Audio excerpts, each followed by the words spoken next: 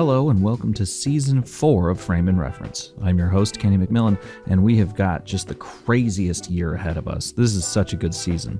We've already got, I think, 8 interviews in the can, and they're all just bangers. You're really gonna love this. If this is your first time listening to Frame and Reference, you've got 3 years of just as good backlog to catch up on. We have had some insane guests on the show already, but you know, the longer you go, the better it gets. So this is the season premiere, and we've got Hoyte von Hoytema on the program, who shot Oppenheimer, as well as a plethora of other amazing films, many of them with Chris Nolan. You got The Fighter in there, you got Ad Astra, all kinds of good stuff. Don't normally go on a lot of intro rants anymore. That was season 1 and 2. But it's the first episode of the season, so I figured I'd check in, say hello, Happy New Year, and let you know that you are going to absolutely love this episode and the rest of the season. So great salesmanship, Ken. Anyway, I'll let you get to it. This is my interview with Hoyte von Hoytema.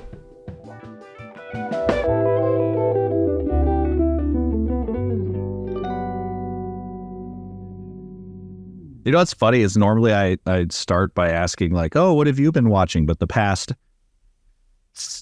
15, 20 interviews have all been, oh, we all went and saw Oppenheimer. So what have you been watching? Well, I've been kind of watching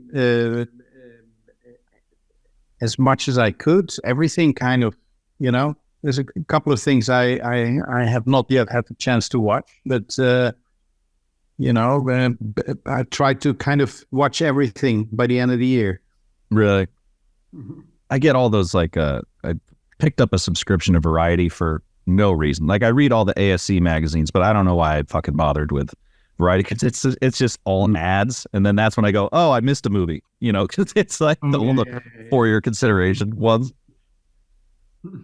It's funny. Last night I was watching all the special features for the movies that you and Chris did, and then also Ad Astra. And it's funny, I turned on, I think it was Ad Astra, and in the special features, like the first one I clicked, the dude mentioned Oppenheimer.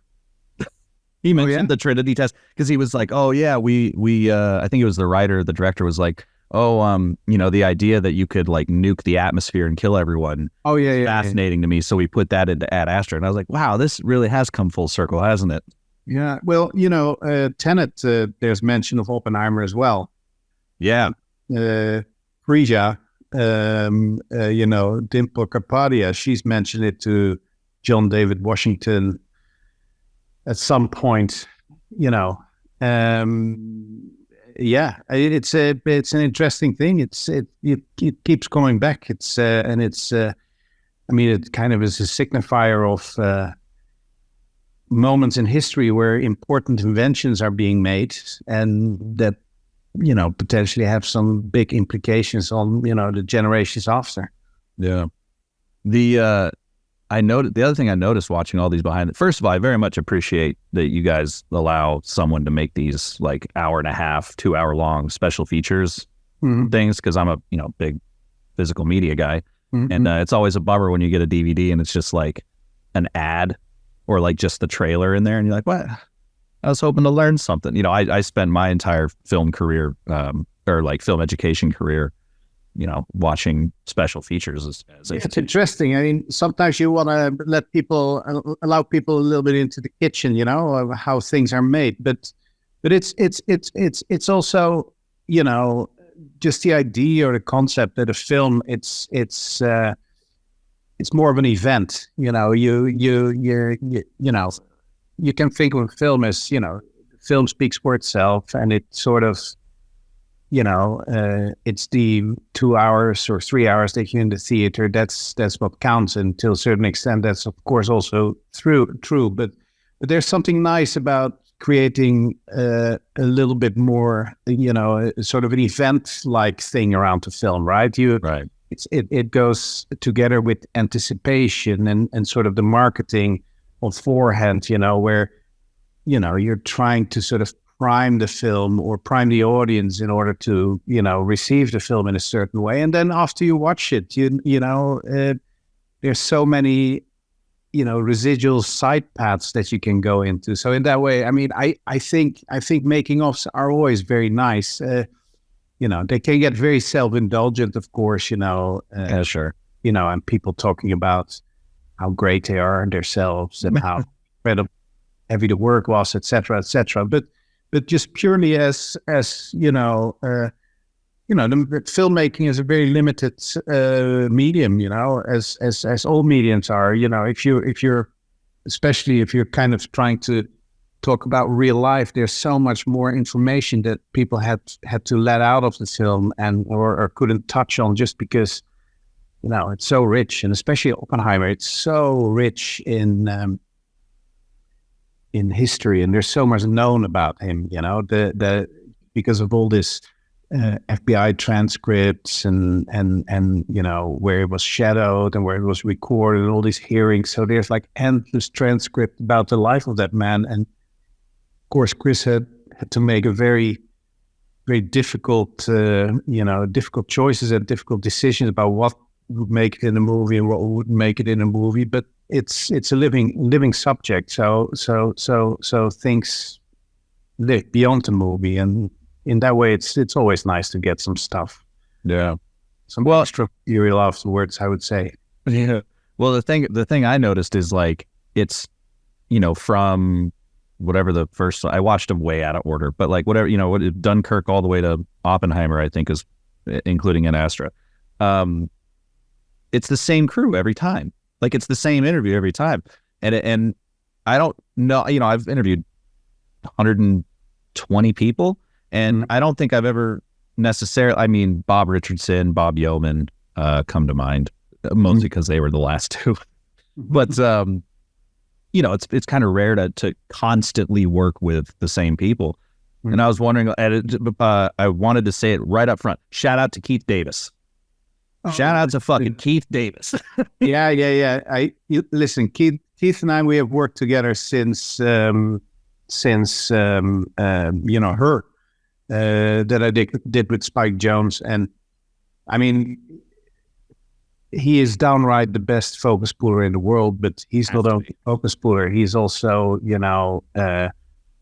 somebody that has to wrangle and manage a huge amount of complicated equipment, as well as a crew, and as well as that he is at the epicenter of whatever happens close to the camera.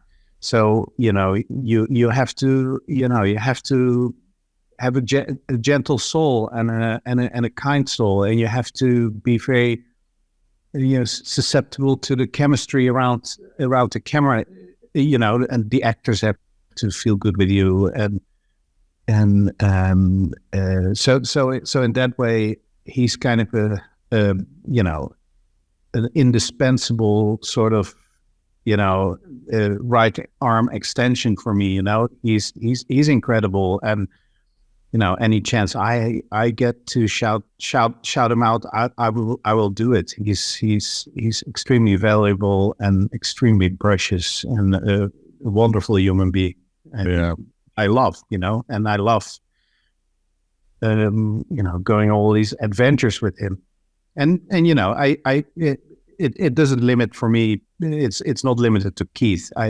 My keys like Adam Chambers and Kyle Carden, they're all wonderful, soulful people that have found their way and has fitted somehow their way into that weird little clan of people that we have.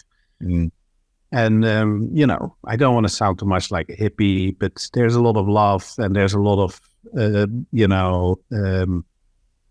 lot of good chemistry in that group. And I think also, when people talk about, my cinematography or, oh, he's a nice guy to work with, very often, they're also talking about not me as a cinematographer, but me as a group and the way that we sort of enter the scene, Right.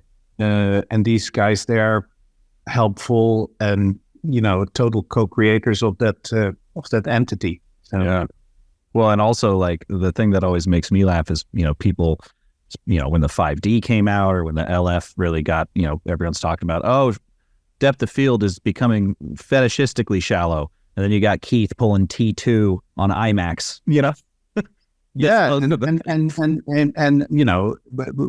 we are sometimes expecting supernatural natural things from him. Now, what helps a lot, of course, also is to work with a director that really has a very big understanding of sort of the specific difficulty that all these kind of things bring along, right? Sometimes you need another take, just because you're doing things that are very difficult, and if you work with a director that is clever enough to sort of understand the technology around the camera, you can become very productive, and in a way, nobody on a film set is ashamed to fuck up when it's a fuck up that is sort of human nature, that is difficult. So there's this very open atmosphere where, Keith can easily say to Chris or to me, listen, I don't feel good about this one, and Chris will say, yeah, okay, let's do another one, and we're watching rushes every day, right? Every day we're in the trailer, and that's like for a focus puller, that's kind of the most scary situation you can imagine. It's like, he gets the day after, he gets very harsh representation of his specific technical work, but to have to check yourself every day, to get the check, apart from that, you get very much acquainted also almost on an intuitive level with the equipment. There's a certain amount of pressure on you and everybody, but there's also this possibility in which you can always, there's always time to fix stuff, and it's it feels like a very sort of fluid and hands-on process. Yeah. You screw up, you can redo it, and you can fix it, and there's these chances to fix stuff, and it's nice. Yeah, I mean, you guys have been working, not just you and Keith, but your whole crew apparently been working together for at least 8-10 years, whatever it is. So it must be a nice kind of shorthand. I did want to ask about dailies actually, but we'll stick with the crew thing, which is when you're prepping these films, is there, because you guys have worked together for so long, is there kind of a routine that you go through? Like, does it start with references and then look development and tests and then something, or is every film kind of different, or is it somewhere in between? Yeah, I mean, you could say that there's some sort of routine. It's not a written routine that we walk by, but say we have like 12 weeks prep, we don't start with putting up photos and having long discussions about looks, et cetera, et cetera. We each one of us, we slowly sort of step into that monster of the film itself, and we do that slowly also because the material itself has to sort of tell you what you're going to do and how you're going to do it. Right. So you start prep, you start testing, and whenever you discover something that you want to investigate a little bit deeper, you start testing that a little bit more excessively. And of course, every film has this, this numerous amount of puzzles, or this assignments that, when you start a film like that, you don't know what you're going to do, and you don't know how you're going to do them, and you kind of know that you have to figure out, or that you have to start building things in order to be able to do them. I always start a dialogue with Dan Sasaki at Panavision, who's also wanted to talk about him. Yeah, who's one of those lens gurus that can, build specific options or optics or adapt optics that really, can do things that normal off-the-shelf lenses can't do. We talk a lot with Andrew Jackson or Scott Fisher.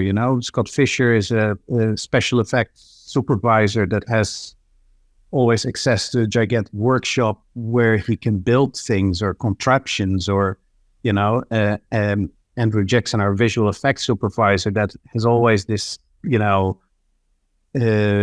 strong intent to do as much as possible in camera, So I don't know if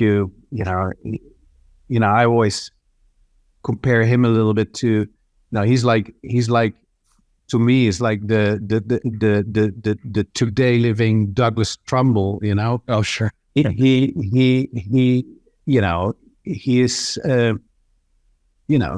before he gets into sort of working with computers and sort of CGI options in order to do visual effects, he will resort and see if we can get things in camera, which then means, he and Scott, they're building like the weirdest machines in order to obtain certain visual effects elements, etc., etc.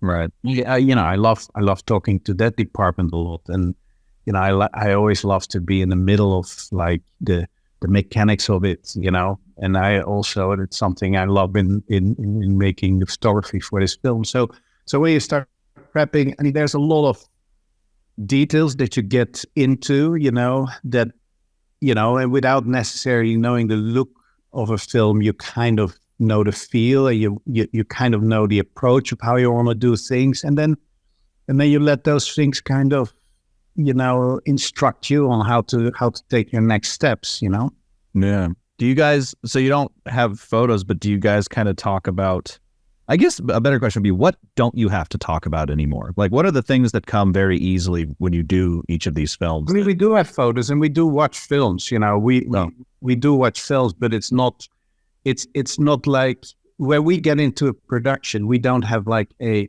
lookbook, like this is the way the film is going to be, and this is going to be blue and this is going to be green, or et cetera, et cetera. I mean, we still have some sort of a relatively open relation to whatever comes into our direction at that time. But I guess I always like to say that the best prep for these films that we're doing is very much the previous films that we've been doing together.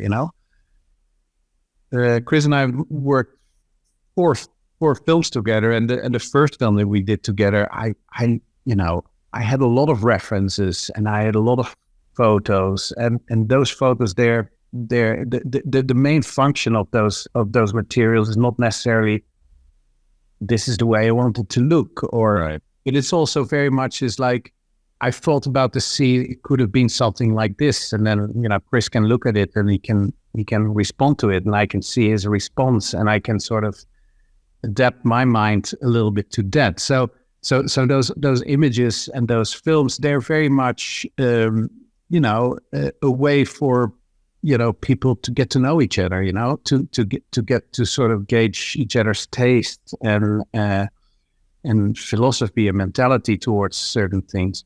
Yeah. So I guess when you have done 4 films together, you kind of like, times you're like husband and wife, you right. You understand what the other party likes and not likes, and you understand how you can surprise the other party or not, and you have to rely a little bit more on your intuition and on the fact that there's a lot of things that of each other that you don't have to speak of. So yeah, I noticed obviously in all this behind the scenes stuff, you've always got that Leica, and this is kind of a 2-pronged thought, which one, I've mentioned this a bunch of times on this podcast, but Tim Ives really got me into photo books. One, like I asked him if he had any references for, I think it was Halston, and he walked over and pulled a stack like this and just started doing Reading Rainbow on me. And just, but I was wondering, A, what are you photographing? Is that just for you, or is that for like a different reference? And then also, are you a photo book person? I'm a photo book person. I like looking at photo books, for a variety of reasons. I love using that Leica very much. I very often use it as a as a viewfinder or as a a contrast viewing glass, if you would, Sure. as well as a notepad. It's like you're seeing things and you just want to quickly hold it up and show Chris or show your act. Oh, so it's a digital Leica. It's a digital Leica. Oh. Yeah. I guess I naturally thought it was film.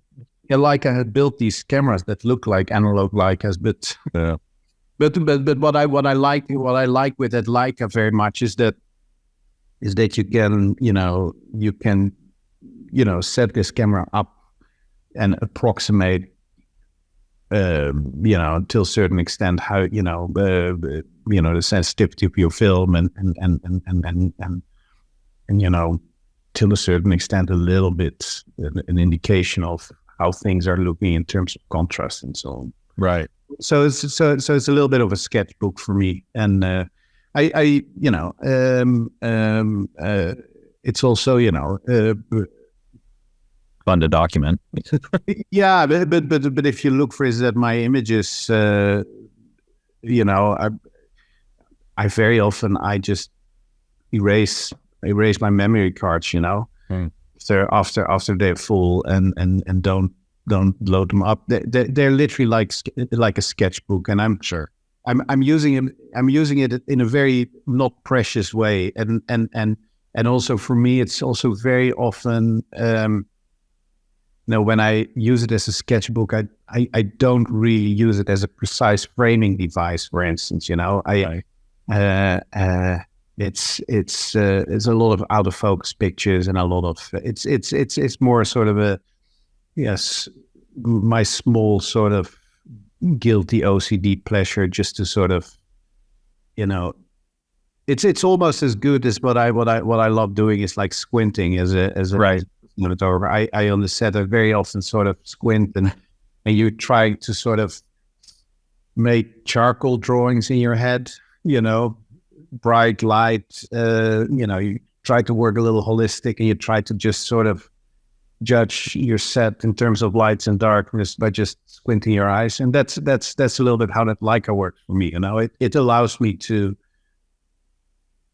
it allows me just to make very quick and rough and sort of overall judgments about, Yeah. Well, and you just mentioned like not being too precious about stuff. I did see in one of these behind the scenes features that you were I think it might have been for Oppenheimer, where you were talking about not being too not making it too pretty, not making it too, what was it? I wrote it down. Who cares? Doesn't matter. But I recognize very Peaceful. much what you're aiming at, and that is that when I watch a film, there's nothing more disturbing for me than to really become aware of the director photographer's OCD. It's like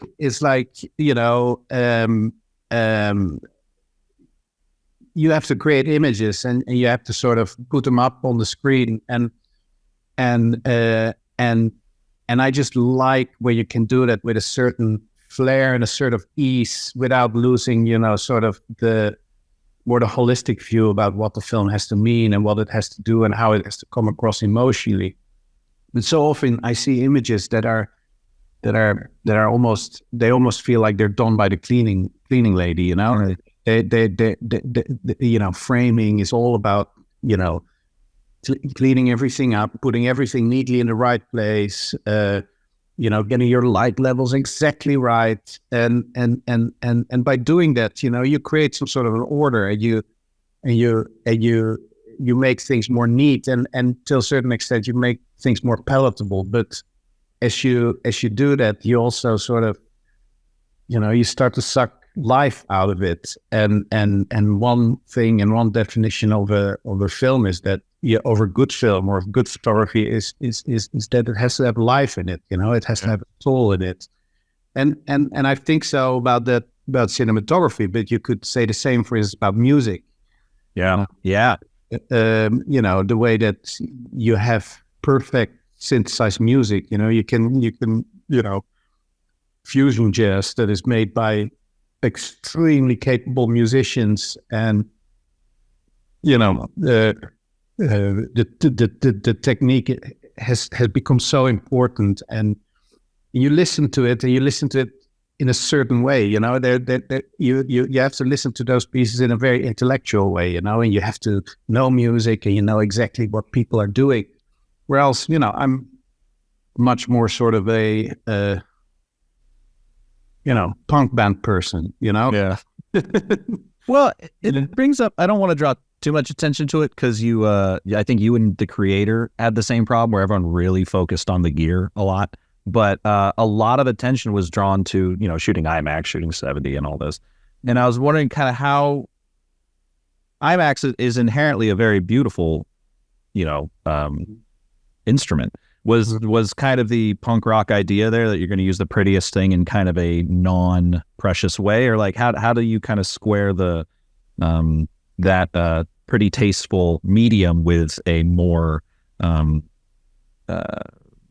not basic in a derogatory way, but just it's very simple film like Oppenheimer, versus like Interstellar, which is fantastical, Yeah, I mean, for starters, I think the most basic sort of musical instrument you can find is kind of the IMAX camera, right? Because effectively, it's a blank canvas kind of machine. It's a box with a motor and a hole and a piece of glass, and then there's this film strip that runs through the gate that is emulsion.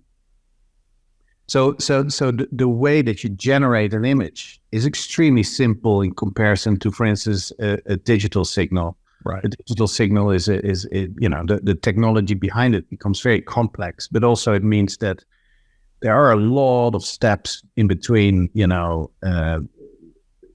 light, the wave of light, and when we see it afterwards after a digital projection, there's a lot of stuff that happens to it. Whereas, a film camera, you project on that emulsion, you develop that emulsion, and then you shoot light through it, and you kind of get a very direct, pure, or the most direct, purest way of, the most straightest path from object to seeing it later on the screen. And that way, it is a very beautiful format, and it's a very sort of precious format. But it's by all means, it is by no means is it a very sort of complex format. You know what I mean? So would that mean that like in your guys' head, something like 16, which is much more has a very distinct aesthetic. Mm-hmm. Does that artifice, it's kind of the same mechanism, but does the artifice of let's say 16 take away from that simplicity in your guys' mind? Because since IMAX is so clean, I mean, because of 16, because of the sheer size of the negative, you start to become very aware of the emulsion itself. Okay, the grain is much bigger, so there's a much bigger sort of visual obstacle to go through. You get very aware of what you're shooting on because it's 16 millimeter. But already when you jump to 35 millimeter, but then if you jump to IMAX 65 millimeter, that instantaneously sort of disappears, right? You stay with a relatively grainless image. I mean, it still has a lot of texture, and every frame you see, has of course grain in it, and what we then perceive as a human being or a human eye, it's very hard to define, or we don't really know yet. But there's definitely still a lot of texture to it. But I think very much about the lower your resolution gets, in a way, the more it creates a sort of a definition of your look. Your look becomes very much subjective to the limitations of that specific stock or a specific resolution amount. And I think that with IMAX, that cap is just, that bar is just so high, Right. Would you, if given the option, would you shoot like an Alexa 2000, just a sensor that's an 8x10 digital sensor? Would that solve the same problem, or is that emulsion simplicity really the goal there? Well, it's not the emulsion simplicity alone. I mean, one thing that I love shooting on film is that idea, Sure. that in a way your resolution is endless. Yeah. And it's endless in a way that, the way that digital cameras generate an image and film cameras generate an image is very different. A digital image, you're exposing on a grid, and that grid is unchanged every single frame in 24 frames per second exposure. That grid will remain exactly that. Whereas when you expose on film, the grid that you expose on will reposition or will be different, will be totally different in shape or geometry than the previous frame. So you're effectively exposing every single frame on a total new grid, and so you create something that I call it and it's probably the wrong word, but I always call it temporal resolution. So no, that's the right word. You have resolution that is that grid, and you can say this is 2K, this is 4K, this is 6K, and that defines very much about how much pixels you have, and those pixels are every single frame in the same place. Whereas with film, you can say, okay, we have this amount of silver halides, and they're all in that position. So per frame, you can define a little bit your resolution. But if you create a moving image and you project that image on the consecutive frame on a grid that is very different with those silver halides slightly in different positions, even though you might have a slightly bigger cap on your, or you might have a slightly rougher grid pattern, you still have a medium that has the ability to draw or to show details that are not able in digital technology. Sure. And I think that kind of depth perception and that kind of rendition, that's something that it's very hard to sort of put your finger on. But I think, people respond very much in an emotional way to that, because it's so similar in a way to, our eyes work and our mind works, Yeah. Yeah. So in that way, for me, it's not always about just sort of making bigger sensors, bigger frames, and getting more and more and more information. It's also how you draw that information. Well, and something that I saw you guys mention a lot in these special features things, and something that I've said a million times on this podcast, is emotionally correct oftentimes trumps technically correct. Having the perfect something is not always better than having the thing that makes you feel the way that you want, for instance, the audience to feel, or the way that you want. Absolutely. And I think good things that connect emotionally, they have to somehow feel effortless as well. Mm. And again, I come back to music, right? You can be a great bass player or drummer or anything like that, and you can have the biggest ability of doing the most complex pieces of music and so on. But you really surpass the good musician when you actually can play the simplest things in the simplest way, and really connect with your audience. But very often it does mean that you need to be good in a way technically. You need to know a thing or two in order to sort of dare to go simpler. But for me, I mean, in my own career, I think every film I allow myself to be a little simpler, or sort of just to let go of old hang-ups and dare to, dare to be a little less obtrusive with the language, every time, Yeah. I mean, that was something that I noticed in, again, I'm just referencing behind the scenes shit I watched a bunch, but even just watching Oppenheimer, it feels very simple. It's like the whole chef thing of like, you get good ingredients and season them simply and you just step away. Yeah. Was your guys' like lighting package and everything very complicated? Because I feel like everything was just, we'll put an 18K out the window, call it a day. And it still looks incredibly natural. Well, sometimes, it depends very much on the assignment. I mean, I have no problems lighting with a light bulb. If it calls for it, and some locations you come and you want a lot of soft light coming from the window. An 18 or 218Ks bounced in a frame. I mean, we have a truck with us, and we always have possibilities to do that if needed. But I do think that you never enter a location with a precise image in your head. You always want to sort of understand and feel the place you're shooting. You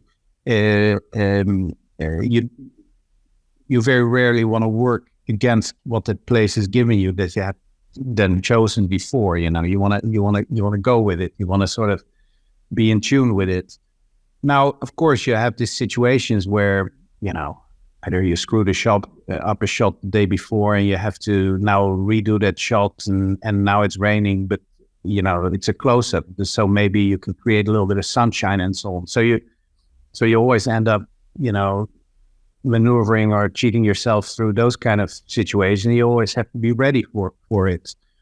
But I'm not the kind of cinematographer that comes to a place and says, it has been like this in my head, and now we bring in all the equipment and it's going to be exactly like it has been in my head. Not at all. I'm much more like, this is kind of how it was in my head, but this is kind of nice too. So maybe we can use a little bit of that, and maybe we can incorporate a little bit of that. I'm much more sort of mellow and yeah, I hope reactive or perceptive a little bit towards what is around, and all that sort of in service of the story. The story, but also that belief that you kind of your artistic viewpoint is very important, but it cannot become something that's self-indulgent, or that is sort of the main masturbatory. Yeah. It's funny because you see so many films that get all these like amazing cinematography awards. My argument is it's always the production designer that actually floated the DV, but it's usually the ones that, again, are just like kind of presented simply that people seem to really gravitate towards. And then you get these super polished ones that look like they're Super Bowl commercials that are still really cool, but people don't seem to connect with as much. Mm-hmm. Not always, obviously. This is a hyper generalization, but I mean, listen, I think that when you give somebody an award, I think mostly you give somebody an award emotionally, right? You just decide, I like this better than that. And a lot of people that vote for these awards, they haven't gone to film school, or they don't really know what cinematography entails, or what visual effects entails, in a very technical way. That's a kind of our job. Right.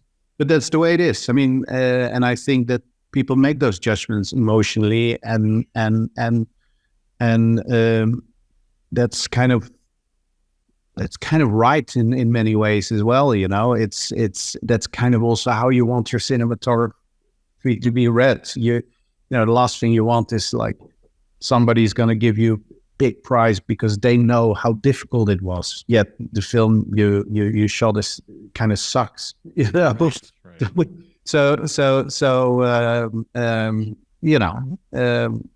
Of course, there's different awards. There's like, ASC award. ASC award. That means a little or well, it means more because you get, I think, or more.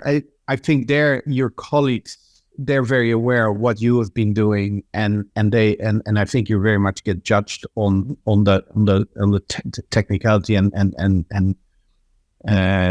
etc. But for instance, then the Academy Awards is a different thing again, and then a lot of different kind of audiences watch it. So yeah. So I think the biggest problem is not necessarily that you, the biggest issue is the awards are always called for cinematography, but you effectively you get awarded or not awarded for very specific aspects of cinematography. Right. I when I was talking to Bob Richardson, he mentioned that Tarantino doesn't let him use the DI at all. Like where a lot of us would just be like, oh, I'll put a window there. I don't gotta flag that off. The wall can be hot, and I'll just bring it down. He's like, no. Is that the kind of the same thing with you guys? Because similar kind of film only approach. Are you guys purely photochemical, or are you allowed to use the DI? Yeah, I mean we are. No, we are purely photochemical. For not just self-indulgent reasons, but we are also purely photochemical. That when you expose an IMAX frame, and which captures the world in front of the camera and with a certain resolution and a certain depth, the moment you go digital, the moment that you go into a DI, you have to scan it, and when you scan it, you lose a huge amount of your original resolution. An IMAX frame, arguably, can carry 12K to 18K resolution. So imagine scanning a film, how much of that resolution you just have to throw away. Or else if you photochemical and you make a contact print of it, you capture most of that quality. And that is one of the reasons that we choose to go the analog way, because it's the shortest and the purest way of the travel from your subject and from your shooting to the screen.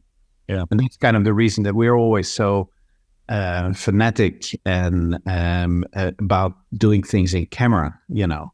And for a lot of people that sounds very self-indulgent and sort of like, they're film snobs or purists, but it's for us. It has a lot to do with quality and preserving quality and seeing through that. The details you capture on one end that you as a viewer will never be able to know how important or how not important they are, but to nurture them and to bring them all the way to the back end, to the screen. Yeah. So how are you guys without the assistance of like the DI essentially? In what ways are you able to stay nimble on set? Like, are you simplifying anything? Are you? Is it just the fact that you guys work together for so long that everyone knows what you need to do, or what are some of those techniques that you're using to get such a high quality result? Not necessarily just with the film, but in the movie at a fast enough clip to keep with the schedule. Well, coming back to what we earlier talked about, it's like how much do you allow your own OCD to take over? If you're in a room and a sun comes in, you can of course to a certain extent filter the sun out. But if you're in an exterior and your backlight really starts burning out, is it something you can accept? Is it can you shoot it, and can you accept the way that your dynamic contrast is a little more than you maybe would envision, or are you now going to wrangle everything in place in order to get it exactly where you need it to be? So I think while working, working for me it feels very often much more like setting up a charcoal sketch of a painting, rather than filling out all the blanks and shadings and so on. You work very holistically, but then suddenly you also understand, the advantages of analog technology, which is it's a medium that is so much it's so generous towards bigger lighting dynamics, for instance, or darkness, brightness. It's very truthful and loyal to the way your eyes perceive things. And because we know it so well now, and because we have worked about it, it almost becomes like a second nature. Right. You can look at it, you can look at something, you can squint, you can understand how this turns out, and you start to master a little bit of trickery, how to squeeze it back into a place where it's slightly acceptable and not, but if you become a total sort of detail fucker, kind of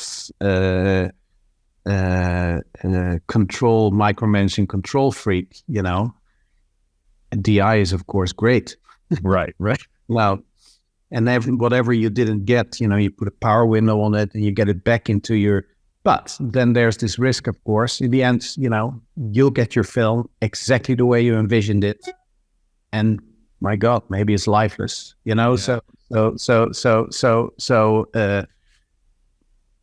it's an interesting path to maneuver, I very often, when I assert sort of full control over things, I very often look at stuff that I see back, and I just don't feel it, or I just don't like it, It's a very interesting thing, and I think, sometimes you have to, or I feel I always have to be a little bit humble towards the subject, Yeah.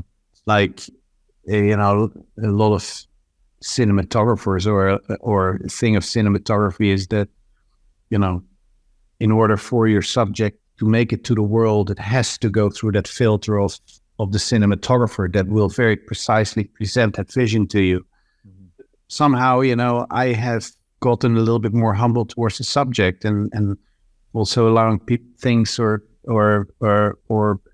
actors or sets to speak for themselves, and then my job is very often it can even be as banal as that you just registrate greatness that other people have put in front of your camera. Yeah, exactly. Later you will get credit for it as a great cinematography, but it's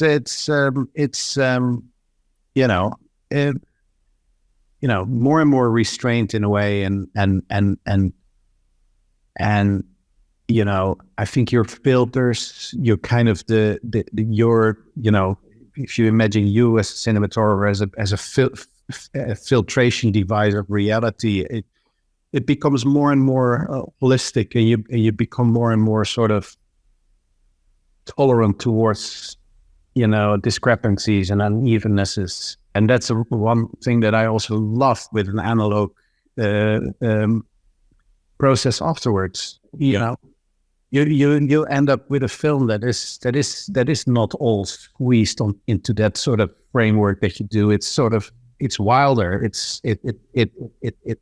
It moves around more, and technically you can sometimes say, that sticks out a little bit, or that's a little bit less, or that's a little bit more, and these light levels, they jump a little bit. But when I watch a film, and especially after a while, when like a year later when I watch a film, I really start falling in love with those things, and I always think they're very beautiful. Yeah. Well, it's like you were saying, like if you micromanage everything, I agree with you that I think it can become lifeless, because life is messy, and if the image is perfect, it can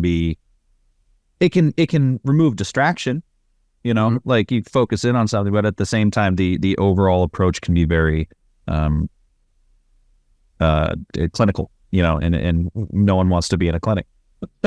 Yeah, well, clinical. That means every time when you watch a film, you're watching a result that is created by a person that is maybe much more anal than yourself, right? And what's the purpose in that, and what's the fun in that? You brought up like respecting the subject and stuff, and it occurred to me in this film that you were working with 4 actors who are actually directors. Mhm. You got Kenneth Branagh and Damon to a degree. You got RDJ to a degree. I wrote them down, but my notes are all this. I can't read whatever this is. Southgate? Yeah, Benny. Did they kind of teach you anything when you were working, or how was that dynamic? Obviously, I assume they kind of raised each other's game a little bit. Did that kind of wash its way onto you? I mean, people come to one of Chris's sets and they come with a certain humility and I mean, the main thing that I noticed from these guys is mostly curiosity. They're just all very curious how we're doing things on set, and everybody runs their sets in different ways, and everybody has their own hangups. But like Matt, I mean, he can come to the camera and he can look at lenses and say, "Oh, why are you doing that, and why, and how are you thinking here?" And always with a lot of love and admiration, and good filmmakers, they're curious filmmakers, they're people that understand that whatever they do and the way they do is not the only way, so they're always very curious to go, and I always love looking at different cinematographers, doing things that I would, doing things that I usually do, and see how different approaches there are and how different ways things can be done. And I think I always feel that with actors that that are filmmakers as well as that actors that are directors themselves, they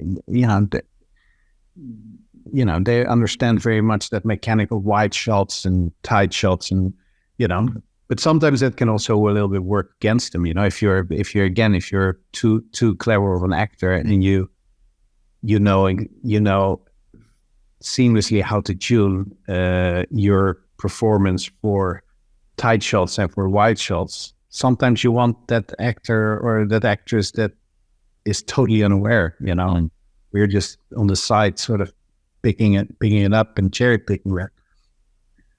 But curiosity is always a very sort of found emotion on one of Chris's sets. Yeah. Ben Affleck. Brad Pitt's a big cinematography nerd, isn't he? Yeah, I mean, he's a filmmaker. He what I remember from it, he devours film. He watches films. He produces films. He wants to understand filmmaking, and for people like him, a film set is this playground where all these people are coming up with all these ideas and things and create something on the screen that is then turning out magic. And I think he very much understands the mechanics of it and is in love with the mechanics of it. Like I said, I always feel very much from the actors. I feel that curiosity and just that will to sort of, I mean, everybody wants to do a good job, but also, everybody is just curious what you're doing, Yeah. The something that I didn't realize that you had shot, I should have started this sentence at the beginning. I'm a giant Spike Jonze fan. Oh yeah. And because in my head when I was younger, when I was starting to get into, the idea of becoming a cinematographer or filmmaker in general, Spike Jonze had this weird thing where he was somehow able to make an Oscar-winning film and Jackass, and like skateboard films and stuff. And that was just unheard of to me. I thought you had to be, Coppola. But I didn't know that you shot that home ad, that Apple home ad with FK. Yeah. That, I fucking loved that ad, man. That was such a good, I was so excited for that. It's very nice because, talking about curiosity. I mean, if you work with Spike, he will never want to do the same thing twice, and he always comes up with new crazy ideas that have nothing to do with anything you prior. He loves throwing himself in the deep every time he comes up with a new creative idea or something like that. It's wild, yeah.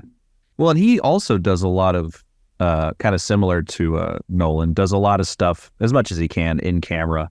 I remember this one quote where he was saying that when he was going to go do Where the Wild Things Are, that Fincher got in his ear about the faces. He's like, you're going to fucking hate if they're puppets. And he's like, no, it'll be great. And then he gets there and he's like, nope, we're doing those digitally. This was a bad idea. But he's super, how do you call it? Super, very intuitive as well, you know? He has to feel it. He really has to feel it. And in order for him to feel it, he will make every sacrifice, you know? He has to believe it. He has to feel it. And, you know, it has to be done with the right mentality. And, you know, he's very seldom smug about his ideas, and he has this kind of nice humbleness towards them, you know. But it's very difficult to keep up with that. But it's also very nice and very challenging, you know.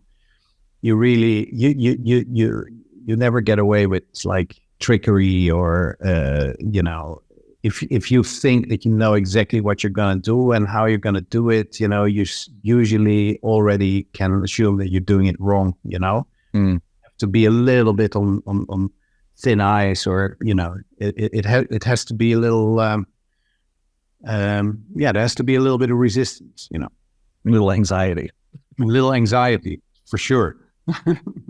Do you going back to the idea that this just occurred to me, like the digital, you know, Spike is analog and stuff. What in Oppenheimer, I'm sure you may have spoken about this before, but what things were you not able to rely on that were purely analog or purely photochem? You know, in what did you have to rely on modern technology for to get the final project across the finish line? I mean, listen, not to be mistaken, but we're using a lot of, you know, modern technology. We just combine it a lot with old sort of proven technology, right? I mean, the you know, my lighting package is in a way very modern. You know, the way we control lights and control colors now with help of, for instance, LED technology. I mean, we go all out, as well as, you know, the technology around the camera and the engineering around the camera and the lenses. This is not necessarily stuff that could have been done like 50 years ago even, or 10 years ago. And so, you know, Dan's work and the camera is excessive, you know, and it's, you know, he's an innovator. So he's always innovating. So we're not resorting in this old technology in order for us to just be old. I mean, you know, both myself and Chris, we're super tech freaks, as well as I shoot like, you know, 80% of stuff, you know, in my life, I shoot digital, you know, right? Like almost every commercial is done on digital camera. So I'm pretty much in tune with the technology and what's out there, et cetera, et cetera. But then also, you know, on the film with Chris, for instance, you know, we know what we like and we know how to do it. And if we can't achieve that, we start always finding ways, and, you know, finding ways to do things in camera. And again, we do that so that we can preserve the full quality. And if that doesn't work, I mean, sooner or later, you know, of course there's a computer, you know, helping us with creating things that we were unable to create. But until that moment arrives, we will have for sure exhausted any resource and any possibilities to you know, do it in a way that allows us to preserve as much as possible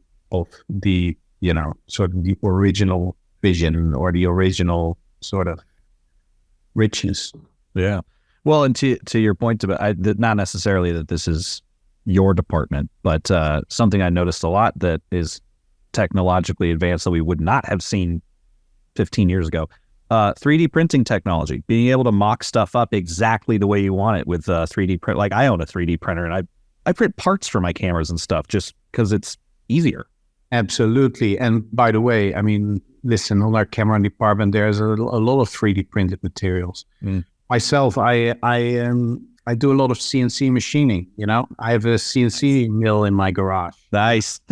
We are all the time building parts, and we are all the time building brackets or devices that enable us to do things that, you know, we've been exploring a lot of high-speed photography, of course, for this. You know, I bought myself an old Photosonic 65mm camera.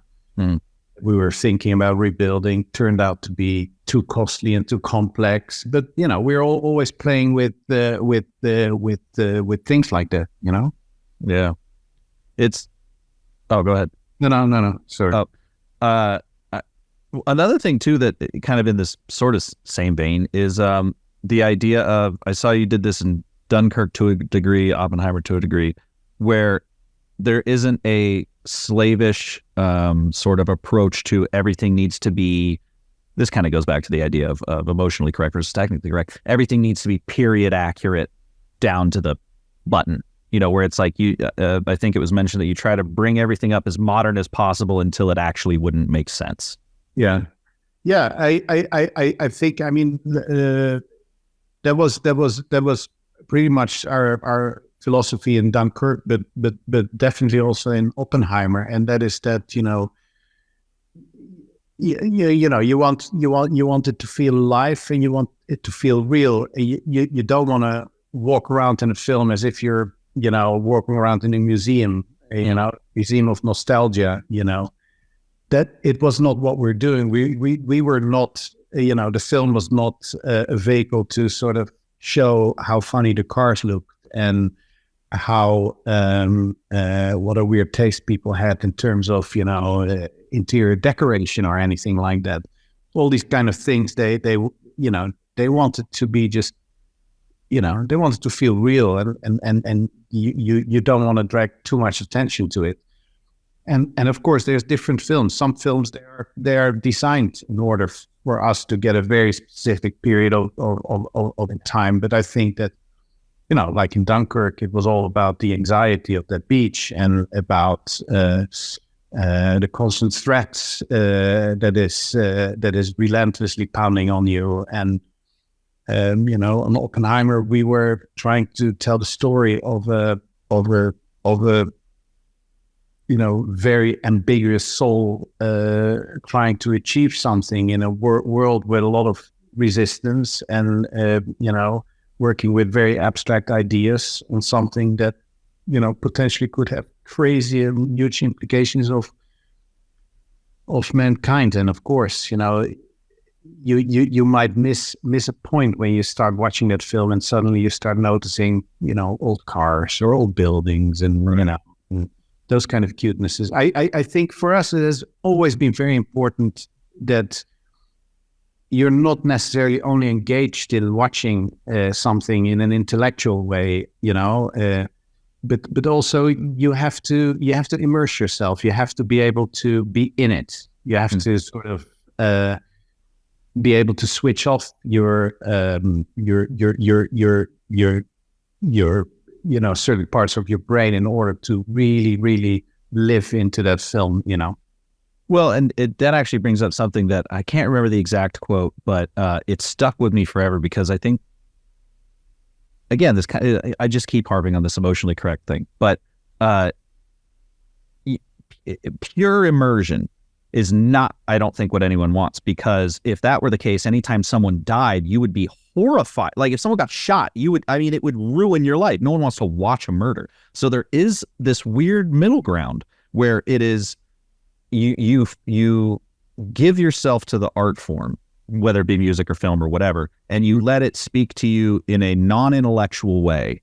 And that is far more important than, as we're saying, like, oh, period correct, you know, hubcaps on this fucking thing, or, you know, whatever like that. And I think that's a hard thing to explain to non-artists.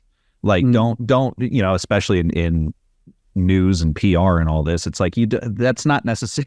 Sometimes it's hard to explain, and that's fine. You just got to feel it. Yeah. And of course, you know, the proof is in the pudding always, you know, and the way people experience your film, it's totally exclusively to them. you know, and you can tell people, oh, you have to watch it this way, or you have to watch it on a big screen or a small screen. In the end, people watch it the way they want, and they should, you know.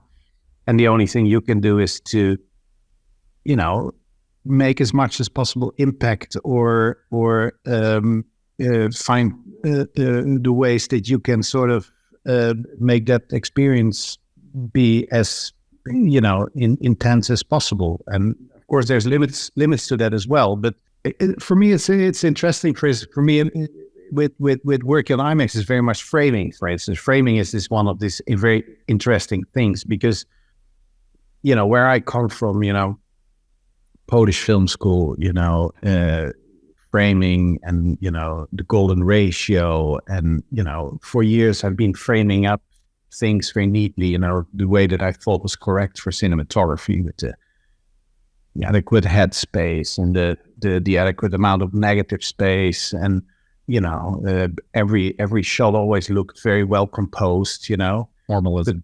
But what is well composed? And in recent years, I started center punching a lot more, you know. I started sort of stepping away from that sort of, you know, cinematography kind of cinematographer framework kind of way of thinking, and I just started to notice in myself that, you know, I responded to frames in a very different way when I started center framing, you know, in an emotional way. And then when you start working with IMAX, for instance, you know, the way that IMAX work and the way that your eye scanning work in the cinema, you're forced to center frame, because when you start offsetting things in a frame, you know, certain sequences don't work at all, you know. Right. So then you start, you know, instead of see your frame as a two-dimensional sort of composition, you have to start thinking about depth perception, for instance, you know, even in wider shots, you know. For one shot, you cut into this shot and you sit in the cinema, and what do you see, what do you feel, and how do you experience the depth of it, and how immersive is it, and so on.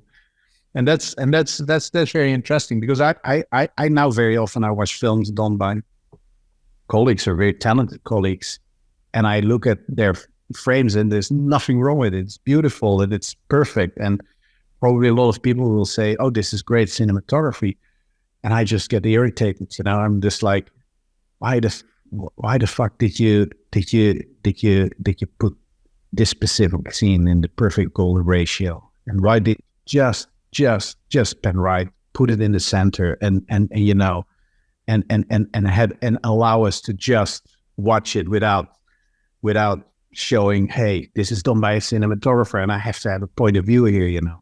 Yeah. It's you know, again, you know, for time, you know, I get slightly more courageous in order to be a little simpler as well. Yeah. But, you know, you still, it's a lesson that you have to learn, you know. I would probably never have had this thought if I wouldn't have come from a very conservative sort of, you know, cinema school background, like the Polish film school, for instance. Yeah. The one thing that I started doing in the similar vein was I learned on 60 millimeter, but I deleted the guide frames on my digital cameras, because it's so easy to just set yourself in that grid, you know, that 3x3 grid or whatever, and then make sure he's in the corner, and instead it's just blank, and all I have left is the is battery and recording time, just so I don't fuck that up. But, like, you know, and just let the little box speak for itself, you know. I love if you work, Chris, with a camera operator. It's the best way to screw around with a camera operator is that, you know, they frame something up, and then, you know, you have something in the side of your frame, right? And then you see they walk through the set and everything, that if something would be here, you know, they would put it here. So there's right space here and here, you know. So, and then it really complements that frame. But I always end up walking on the set and shoving everything to the side. Slightly irritating. You can drive operates totally nuts with that. But I just I just also, there's something how do you call it, finite with a well composed frame. It's like when you put everything in the right space from your frame edges, and you have exactly the right adequate headspace, then your frame, left, right, that's the world. That's everywhere. That's where we live in as an audience. Whereas I think if something sticks half out of the frame, that already breaks that thing, and then suddenly you have a frame, which is you put a framework in there, but the world grows out beyond the frame, and I think that's a very beautiful thought in a way, and of course, as humans or as cinematographers, I would say we always have the impulse to put things in a box and neatly present it, but there is something to be said about making that box not too precious and letting things lead out of it, so that as an audience you still can envision or imagine the world, the world that you can't capture as the filter, as a cinematographer. Yeah, I was gonna say it's anything kind of over here suggests more world versus just the proscenium. Yeah, and it also suggests that there is such a thing, and that the real world and the real emotions is not something that just is valid when it's boxed in by you as a visionary. You know what I mean? Yeah.